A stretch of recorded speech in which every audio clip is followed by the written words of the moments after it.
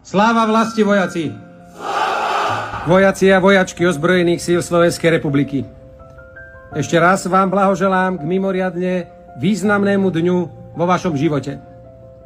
Zloženie vojenskej prísahy je obrovský záväzok voči vašej vlasti a všetkým vašim spoluobčanom. Nikdy nezabudnite, že preživší veteráni Slovenského národného povstania stáli a boli prítomní na vašej vojenskej prísahe.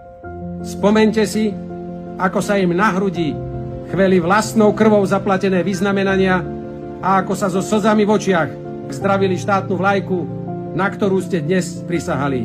Majte na pamäti tento obraz, kedykoľvek sa ocitnete v tiesni, ale vám bude ťažko.